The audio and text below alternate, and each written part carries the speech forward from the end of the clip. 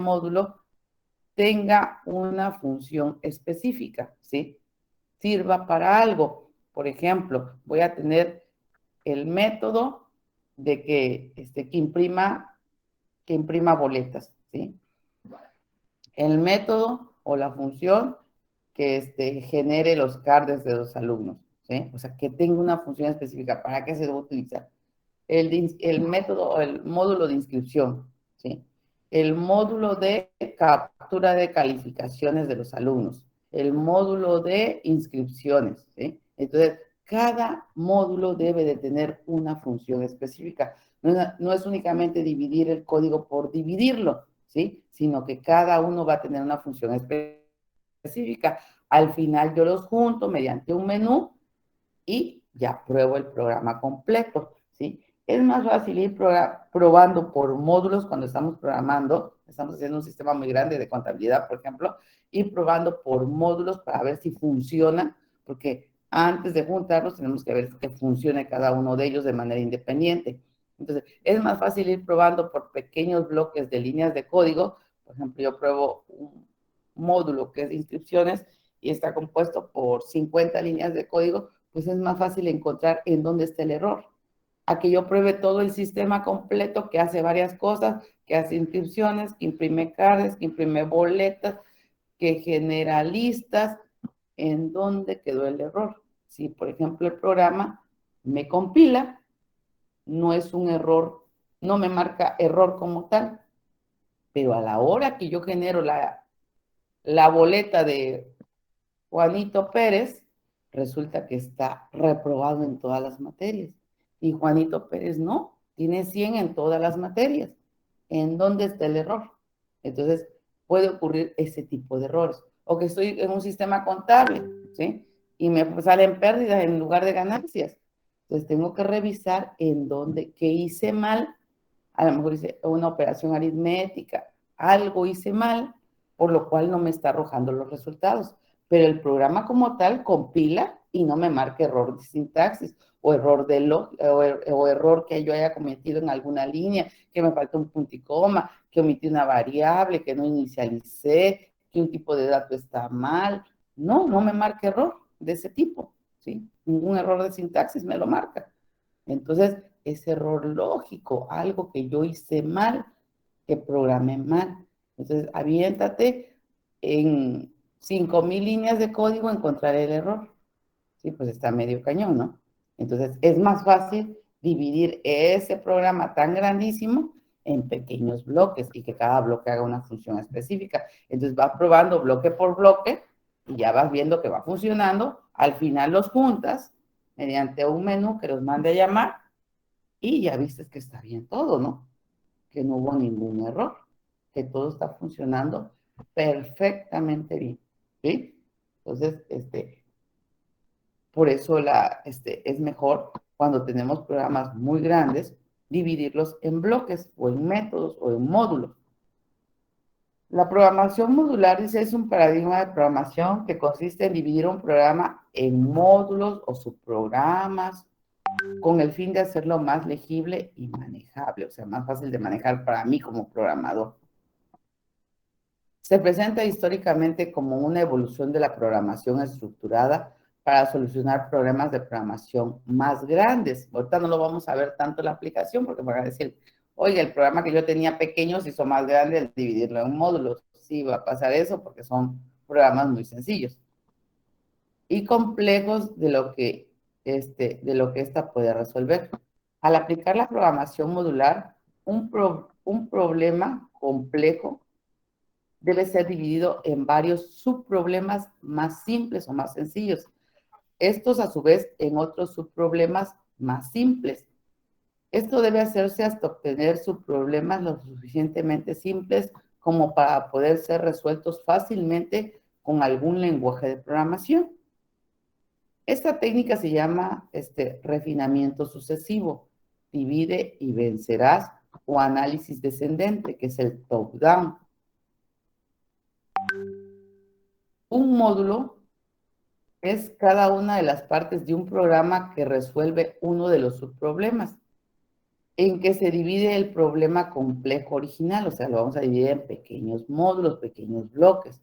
Cada uno de estos módulos tiene una tarea bien definida, o sea, una función específica. Y algunos necesitan de otros para poder operar. O sea, yo necesito del módulo de captura de calificaciones para generar listas o para generar boletas o para generar cards, o sea, necesito de otro.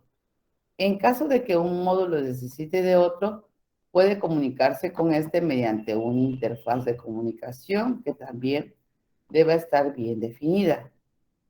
Si bien un módulo puede entenderse como una parte de un programa en cualquiera de sus formas y variados contextos, en la práctica se les suele tomar como sinónimos de procedimientos o funciones, es lo que les decía yo. Algunos lenguajes los llaman procedimientos y otros lenguajes los llaman funciones.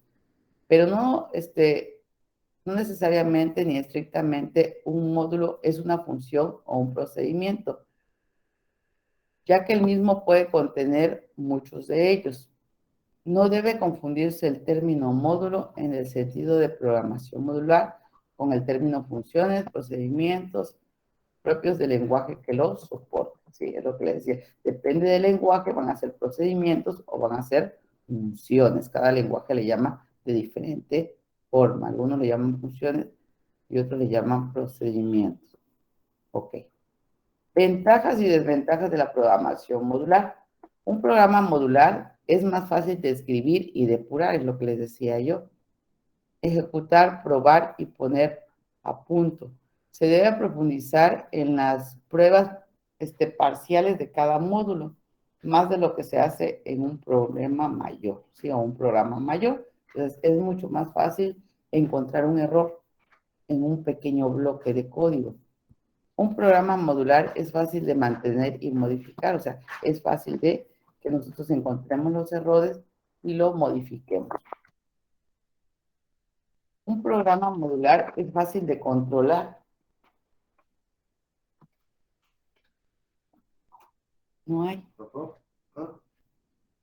El desglose de un problema en módulos permite encomendar los módulos más complejos a los programadores más experimentados y los más sencillos a los programadores más, pues no tan experimentados. No.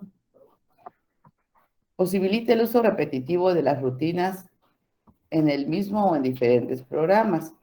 Ahorra en tiempo de programación porque promueve la reusabilidad de código. Por ejemplo, si nosotros ya tenemos un equipo de programación, ya somos programadores y tenemos nuestro equipo de programación, nos dedicamos a hacer programas, pues tenemos bloques de códigos que podemos reutilizar. Por ejemplo, vino alguna persona y y me pidió un programa de contabilidad.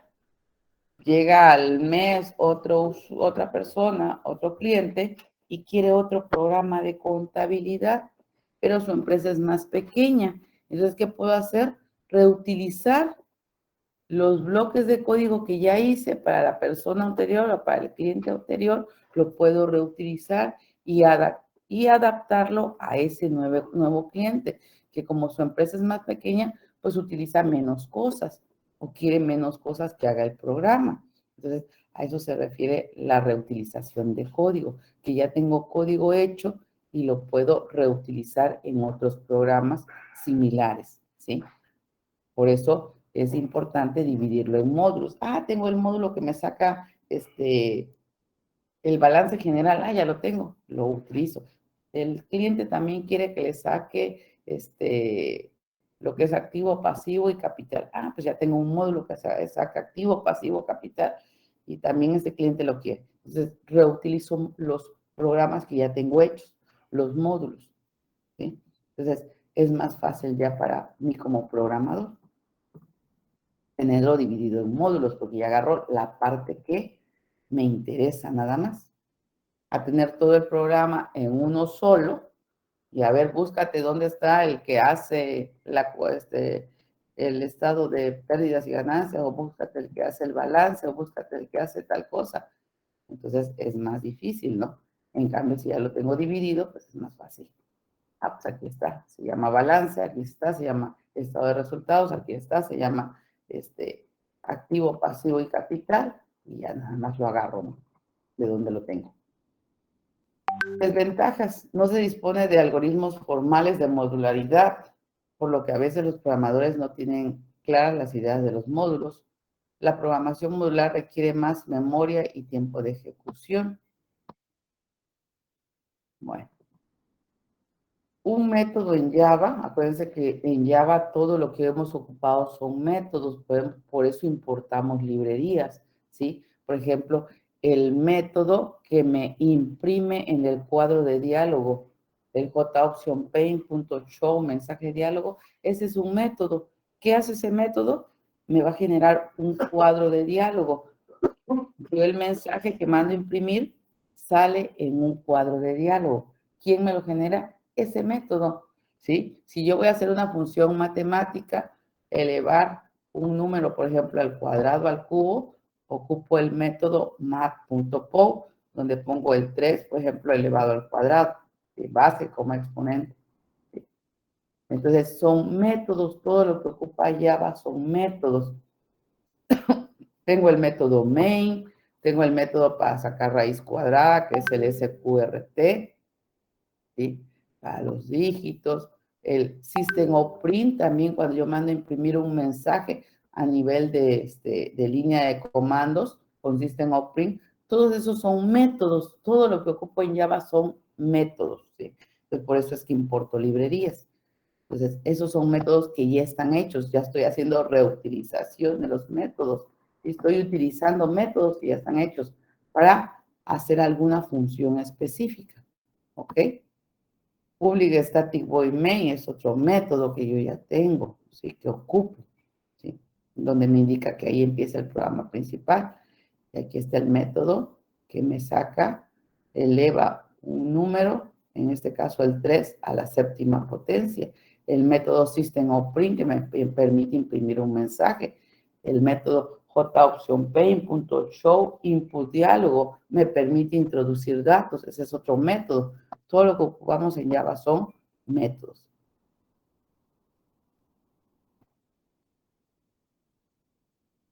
Y ahí está la llamada a los métodos. Mando a llamar a este método y me va a devolver la potencia, un número elevado a la potencia que queramos, el base, coma, exponente, ¿sí? Ahí está.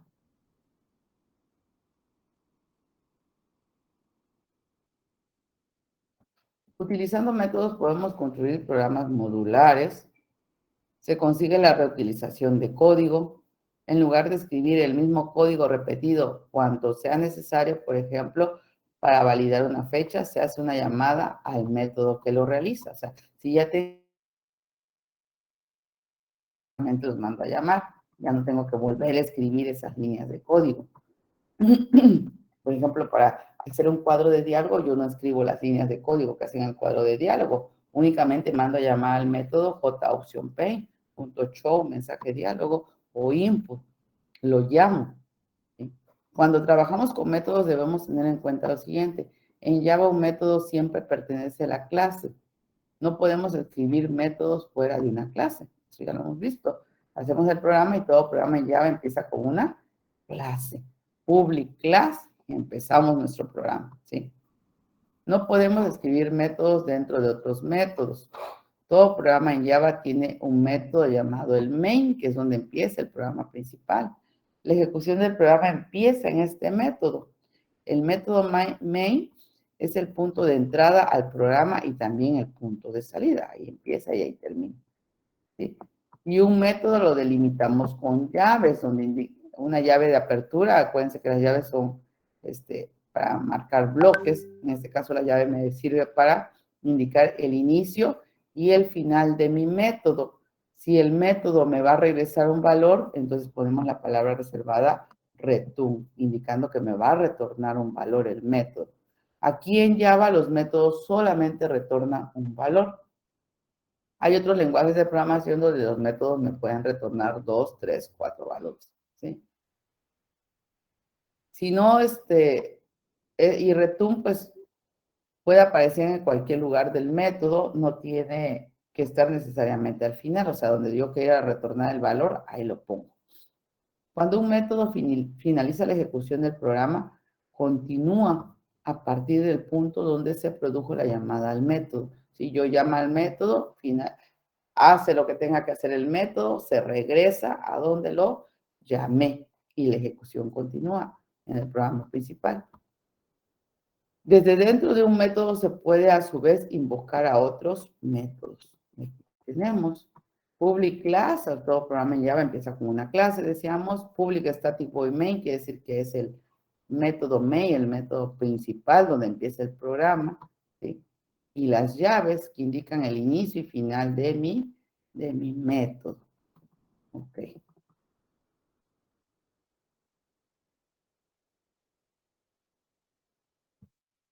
Bueno, la estructura de un método en Java, ¿cuál es la estructura?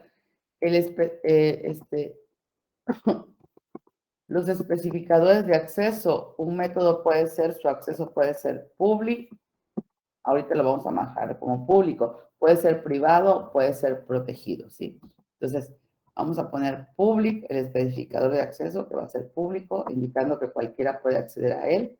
El tipo devuelto por el método, si el método me va a devolver un valor, voy a poner de qué tipo me va a devolver el valor, de los tipos de datos que ya vimos.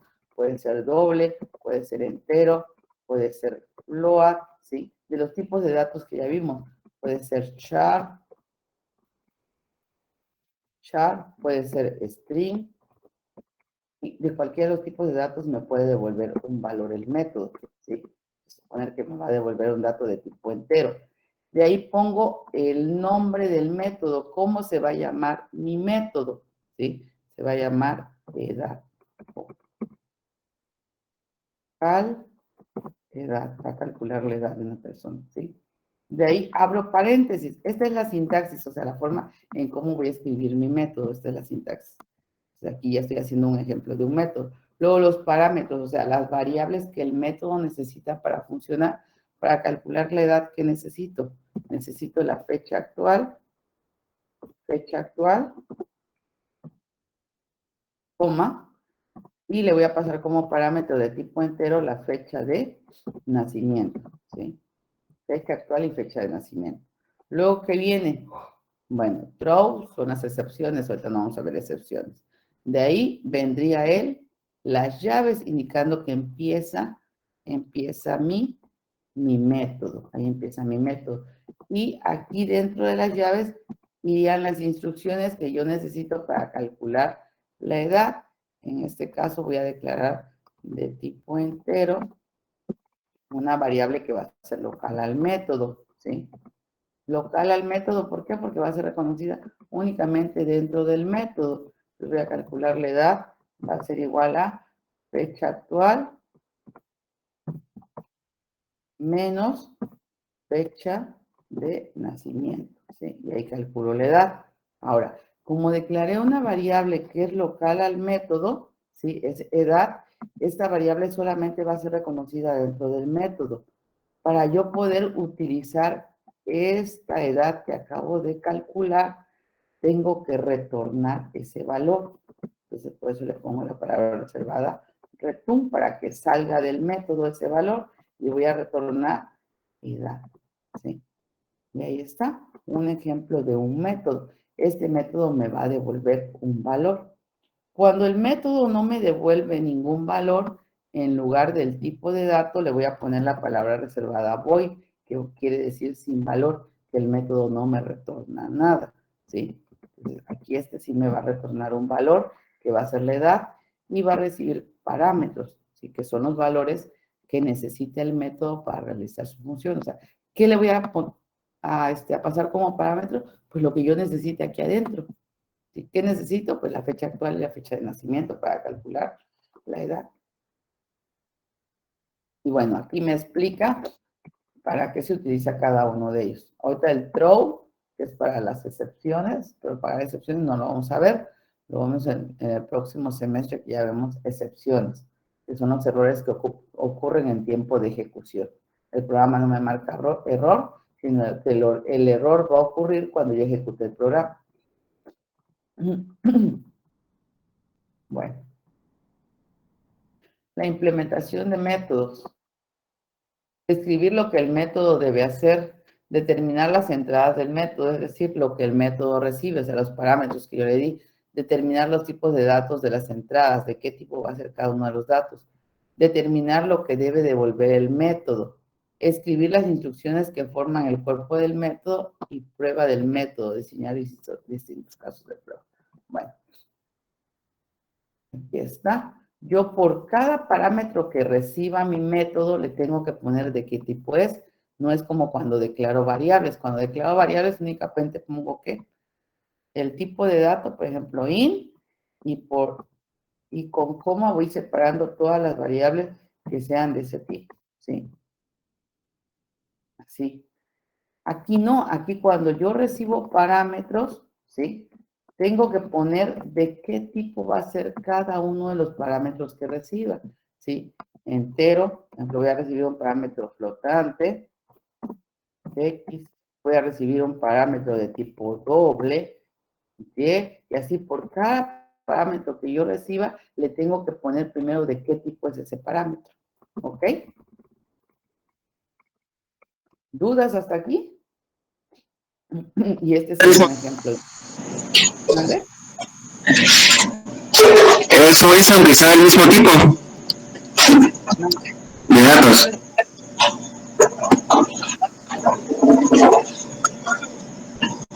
Okay. Tiene mucho ruido, se escucha mucho ruido y no se le escucha la voz.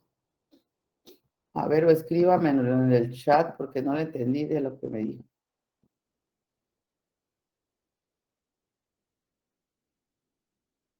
¿Quién me habló? Que me lo escribe en el chat porque no se le entendió. Si alguien le entendió, ¿qué dijo? Porque no le entendí.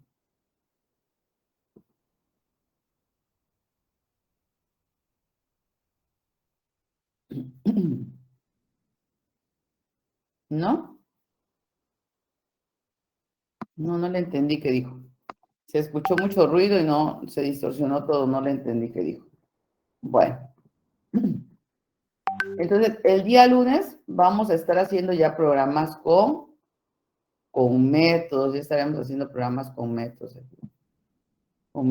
¿Ok? Esta es la teoría únicamente de lo que son métodos, la programación modular, y ya el lunes vamos a hacer programas con métodos, ¿ok? ¿Dudas, preguntas, comentarios? Ahí le escribió en el chat mi compañero. Ya le escribió en el chat, a ver qué dice. Que si es, aunque sea el mismo tipo de datos. Si son del mismo tipo de datos los parámetros, le tengo que poner forzosamente a cada parámetro su tipo de dato. Así sean todos enteros, a cada uno le tengo que poner que es entero. A cada uno le tengo que poner entero, X, entero, Y, entero. A cada uno le tengo que poner que es entero. No es como la declaración de variables. Aquí a cada parámetro le tengo que poner de qué tipo es. A fuerza. ¿Ok? ¿Alguien más? ¿Dudas, preguntas, comentarios? Si no, pues nos estaríamos viendo el día lunes. Cuídense mucho. Asistan a las conferencias, están muy buenas. Y ya nos vemos el día lunes.